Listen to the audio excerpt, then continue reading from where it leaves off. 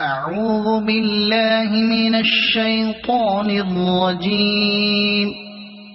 بسم الله الرحمن الرحيم.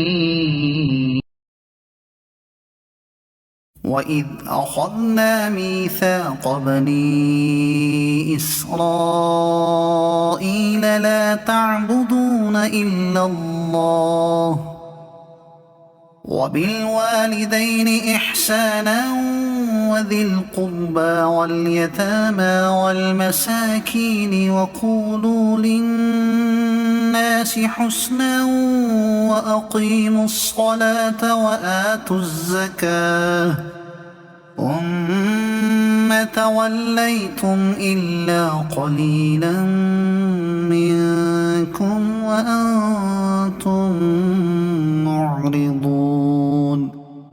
وإذ أخذنا ميثاقكم لا تسفكون دماءكم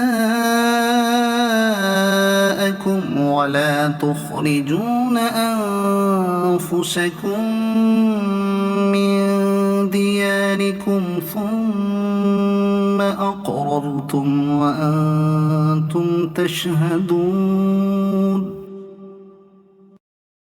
ثم أنتم هؤلاء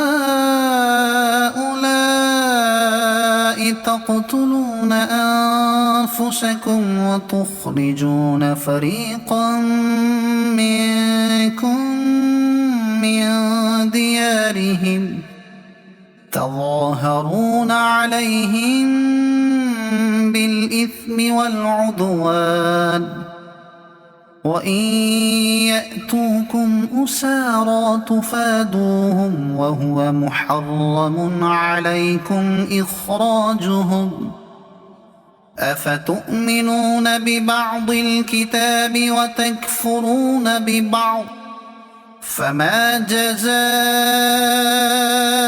من يفعل ذلك منكم إلا خزي في الحياة الدنيا ويوم القيامة يردون إلى أشد العذاب وما الله بغافل عما تعملون.